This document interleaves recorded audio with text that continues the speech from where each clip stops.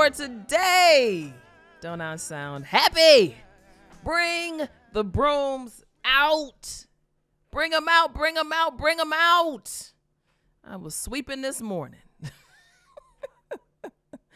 Last night, the Denver Nuggets defeated the Los Angeles Lakers in the Western Conference Finals, 113-111. The Nuggets will face off against the winner of the Eastern Conference Finals series between the Miami Heat and the Boston Celtics in the NBA Finals starting June 1st. And that Heat-Celtics series is not really shaping up to be much of a series at all right now. Miami is up 3-0 and also has the opportunity to sweep tonight. We'll see what happens there.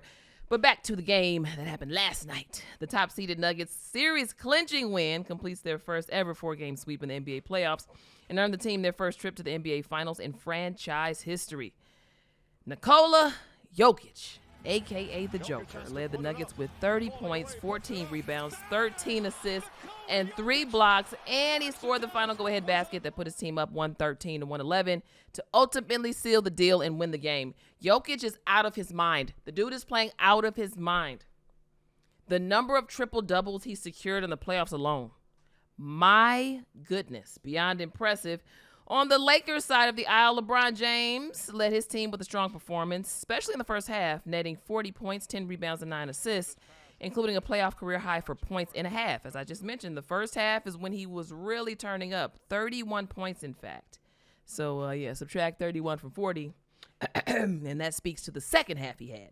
But anyway, it wasn't enough, and it's also important to note that the Lakers also held a comfortable 73-58 lead over the Nuggets entering into halftime, but they were outscored by Denver 36-16 in the third quarter, which basically turned the tides completely. Now, in a post-game press conference, LeBron had this to say in part. But we'll see. We'll see what happens going forward. But I don't know. I got a lot to think about, to be honest. And just for me personally, going forward with the game of basketball, got a lot to think about. That is cap. LeBron will be back next year. And I was watching SportsCenter last night, and Tim Legler put it best. He said, hey, LeBron was upset. They just lost. Not even just lost. They got swept. So when those type of things happen, people are emotional. They say all types of things. LeBron James will be back next season. For you all LeBron lovers out there, don't be nervous, okay? It's fine. He will be back. Trust me. He's just being emotional. You all know he loves attention, and he wants you all sitting on the edge of your seat the entire summer and some of the early fall trying to figure out what he's going to do. He's not going anywhere. He will return as a Laker. He has 2 years left on his contract. His son, Bronny, is going to USC at the start of the next season, which is this fall, and there's been so much talk about him and Bronny playing in the NBA together. At this point, LeBron is about LeBron. LeBron wants to win championships for LeBron, and LeBron wants to play with his son.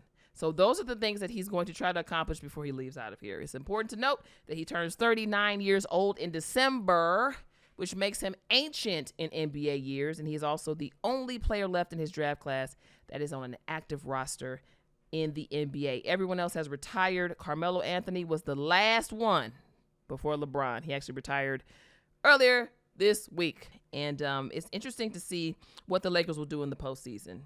Or I should say the offseason, because there's no more postseason for them. This is what I think should happen, okay? You cannot build a team off of a player who's on his way out. The reality is LeBron James will no longer be in the NBA in the next couple of years. His body just won't allow him to. Okay. With that said, you can do a couple things. You can say, hey, this is the year. We are going to give LeBron James every single opportunity he has at 39 years old to win a title. This is it. Whatever tools he needs.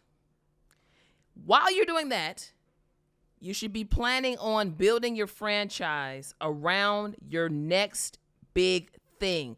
Who's your franchise player? I don't know if it's Anthony Davis or not. I really don't know. But if it is Anthony Davis, you need to start putting the tools around Anthony Davis to be able to take that baton and run with it once LeBron James' time is over, because you all, it's going to be over pretty quickly. Another thing to note, LeBron James, 31 points in the first half. He gave it all he had. And he was tired because he's 38 years old. Giving us 9 points in the second half, it's not going to work. Shout out to the Denver Nuggets as well, because I've watched this series closely, and they have withstood every single run the Lakers threw at them this series. Every single one.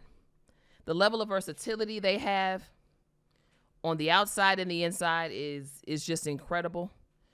And regardless if they face the Celtics or Miami in the finals, I really do think Denver's going to win it all. I think it's their year.